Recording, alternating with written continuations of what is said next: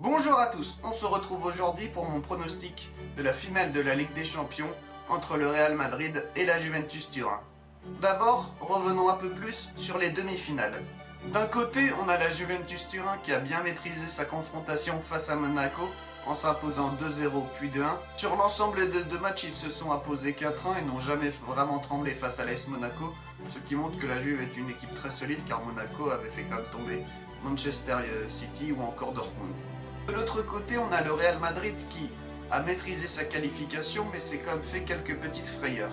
Après une victoire sans appel sur le score de 3-0 au Santiago Bernabéu, le Real Madrid s'est fait peur à Vicente Calderón. Après seulement 18 minutes de jeu, l'Atlético Madrid avait déjà marqué 2 buts et n'était plus qu'à un but d'une éventuelle prolongation. C'est pour ça que je dis que le Real Madrid s'est fait quelques frayeurs, car l'Atlético est vite revenu à 2-0, il aurait pu marquer un troisième, mais le Real a bien su réagir. Et malheureusement pour l'Atlético, leurs espoirs ont été vite éteints grâce à un but d'Isco avec notamment le superbe débordement de Benzema sur le côté gauche qui a amené ce but. Ils ont ensuite réussi à gérer le match car l'Atlético devait marquer 3 buts pour espérer se qualifier et le score ne bougera plus d'ici la fin du match. Pour en revenir à la finale, je pense que ça va être une finale très équilibrée. Selon moi, une finale de Ligue des Champions, surtout entre deux équipes de ce niveau, se joue à quelques détails et il y a quelques détails dans les équipes qui peuvent faire basculer cette rencontre. Premier détail, ce sont les deux gardiens de chaque équipe. D'un côté, évidemment, on a Gianluigi Buffon qui n'a plus rien à prouver, j'ai envie de dire, et qui a envie de gagner la Ligue des Champions, c'est un des seuls trophées avec l'Euro qui lui manque.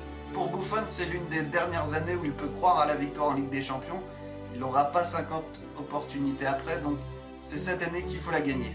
Et pour moi, Buffon est l'atout numéro 1 de cette équipe de la Juventus. Ils sont très forts partout, mais vraiment pour moi, Buffon est le point fort numéro 1 de cette équipe. D'ailleurs, dans ce match, il y aura un duel entre Cristiano Ronaldo et Buffon qui sera à mon avis très intéressant à suivre.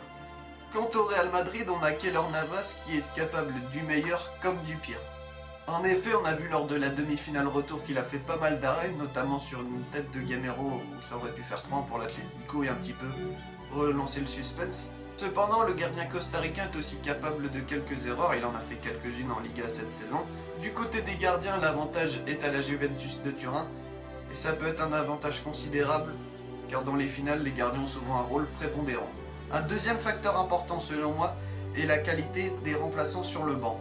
Si on se fie aux équipes qu'il y avait en demi-finale, et je pense que ce sera quasiment les mêmes en finale, sur le banc de la Juventus comme gros remplaçants, on a Cuadrado et Marquisio, ou Khedira, ça dépend, qui commence le match. Ce n'est pas que les autres remplaçants de la Juventus sont mauvais, mais par rapport à la qualité du banc du Real Madrid, c'est un peu différent. En effet, sur le banc du Real Madrid, on a beaucoup plus de joueurs confirmés, puisqu'on a Morata, Asensio, Lucas Vazquez, James Rodriguez ou encore Gareth Bale. C'est quelque chose qui peut être très important dans une finale de Ligue des Champions, surtout si ça va en prolongation. De ce côté-là, l'avantage est clairement au Real Madrid. Troisième facteur, c'est le fait qu'aucune équipe, depuis la nouvelle formule de la Ligue des Champions, n'a réussi à conserver son titre. Je le dis souvent, je pensais d'ailleurs que le Real Madrid n'arriverait pas en finale. Là aussi, je pense que c'est un avantage pour le Real Madrid, car Zidane a remporté la Ligue des Champions l'année dernière.